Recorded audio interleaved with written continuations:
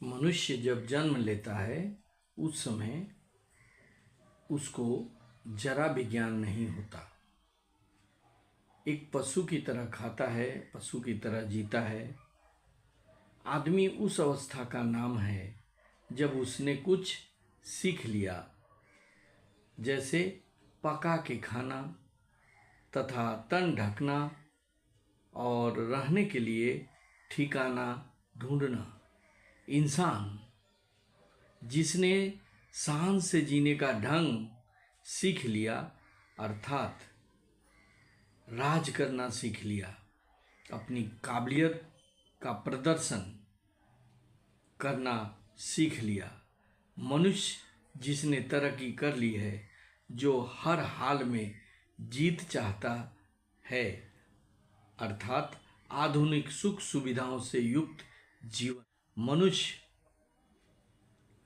का रज वह अपनी उत्पत्ति अर्थात असली पिता का पता नहीं मालूम कर पाया।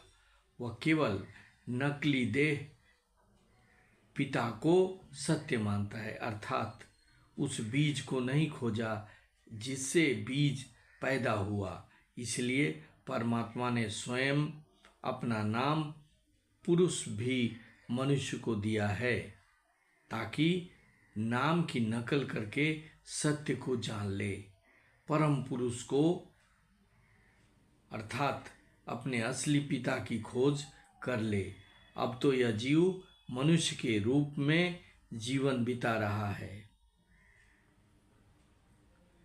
मनुष्य का कोई रूप नहीं होता, जैसा पानी का कोई रूप नहीं होता, वैसा ही मनुष्य का भी कोई रूप नहीं होता।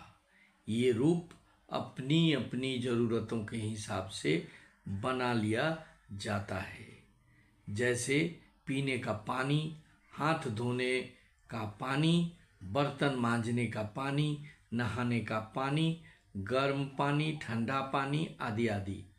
उसी प्रकार, ठीक उसी तरह मनुष्य का रूप भी अपनी ज़रूरतों के आधार पर बना लिया जाता है, जैसे पिता, भाई, बॉस, दोस्त, बेटा, उधार देने वाला, उधार लेने वाला आदि आदि।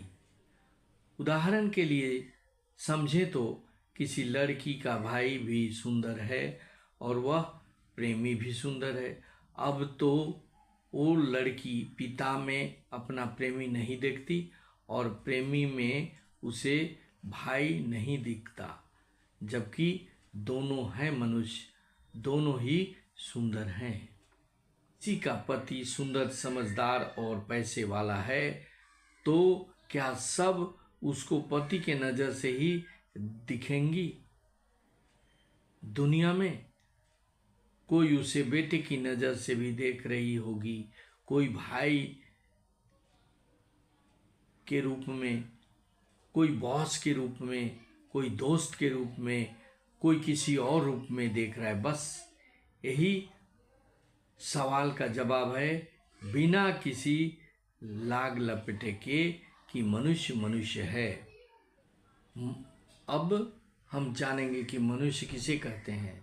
इसका उत्तर है, मननशील व्यक्ति को मनुष्य कहते हैं। मननशील क्यों होना है? इसलिए कि हम सत्य को जान सकें। सत्य को जानकर हम इस निष्कर्ष पर पहुंचते हैं कि हमें जो दुख प्राप्त होता है वह दूसरों के हमारे प्रति अनुचित व्यवहार के कारण ही प्रायः होता है। दुख कोई भी मननशील व्यक्ति तो क्या, कोई भी मनुष्य या प्राणी पसंद नहीं करते। अतः दुखों की निवृत्ति के लिए मनुष्य को दूसरों के प्रति वह व्यवहार करना है जिस व्यवहार को दूसरे जब उसके प्रति करते हैं तो उसे दुख होता है। उसका अर्थ मनुष्य को वही व्यवहार दूसरों के प्रति करना चाहिए जिस व्यवहार की वह दूसरों से अपने प्रति अपेक्षा करता है। ऐसा करके वह सभी मनुष्य के सम्मुख यथायोग्य व्यवहार का उदाहरण प्रस्तुत कर सकता है। इससे दुखों की मात्रा कम और समाप्त होकर सुख की मात्रा में वृद्धि कर सकती है। संसार में अच्छे और बुरे दो प्रकार के मनुष्य होते हैं।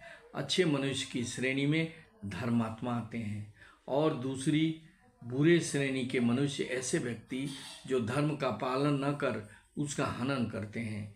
यदि समाज में धर्मात्मा अधिक होंगे तो सामूहिक सुख अधिक होगा। इसके लिए यह आवश्यक है कि मननशील मनुष्य धर्मात्माओं की अपनी पूरी सामर्थ्य से रक्षा, उनकी उन्नति तथा उनके प्रति प्रिय आचरण करे, चाहे वह धर्मात्मा लोग अनाथ, निर्बल और गुण रहित ही क्यों न हो। इसके साथ ही अधर्मात्माओं या अधर्मियों के प्रति उस मननशील मनुष्य का आचरण भी यथा योग्य होना चाहिए। इसके अंतर्गत अधर्मी का नाश, उसकी अवनति और उसके प्रति अप्रिय आचरण करना उचित और धर्म सम्मत कार्य है। अधर्मियों के प्रति अपना आचरण और व्यवहार करते समय इस बात की अपेक्षा करनी चाहिए कि वह चक्रवर्ती सम्राट है, सनाथ है, महाबलवान है और गुणवान भी है। जहाँ तक हो सके मननशील मनुष्यों को अन्यायकारियों के बल की हानि करनी चाहिए और न्यायकारियों के बल की उन्नति सर्वदा करनी चाहिए। मननशील मनुष्य को इस धर्म सम्मत कार्य करने में चाहे कितना ही दुख क्यों न हो, चाहे उसके प्राण भी भले ही जावें, परंतु इस मनुष्य रूप धर्म से पृथक कभी नहीं होना चाहिए।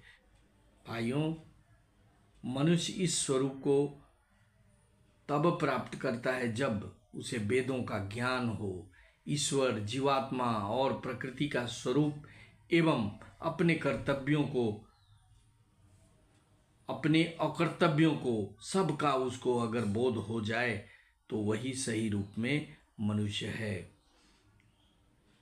ईश्वर के गुण, कर्म, स्वभाव पवित्र हैं। वह सर्वज्ञ, निराकार, सर्वव्यापक, अजन्मा, अनंत, सर्वशक्तिमान, दयालु, न्यायकारी, सब सृष्टि का कर्ता, धर्ता, हर्ता, सब जीवों को कर्मानुसार सत्य, न्याय से फलदाता आदि लक्षणों से युक्त है।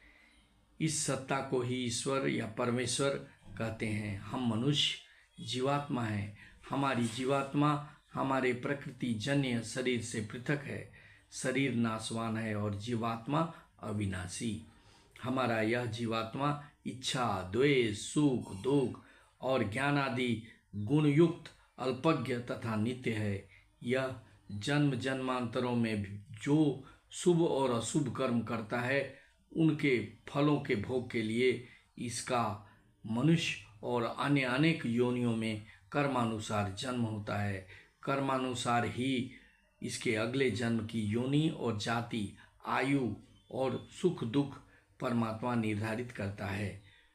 प्रकृति अति सूक्ष्म, जड़ और ज्ञान शून्य पदार्थ है जो मूल और कारण अवस्था में सत्व, रज और तम गुणों की साम्यावस्था होती है। इस परमाणु स्वरूप रूप प्रकृति से ही ईश्वर इस सृष्टि अर्थात पृथ्वी, चंद्र, सूर्य और समस्त लोकांतरों का निर्माण करता है। ईश्वर जीव और प्रकृति का सत्य ज्ञान प्राप्त कर और ईश्वर की वैदिक विधि से स्तुति, प्रार्थना और उपासना कर मनुष्य विवेक को प्राप्त करता है, ज्ञान को प्राप्त करता है और अपने आप को धन्य करता है। यदि यह वीडियो अच्छा लगा तो इसे सब्सक्राइब करेंगे, शेयर करेंगे और लाइक करेंगे। Thank you very much. जय हिंद, वंदे मातरम।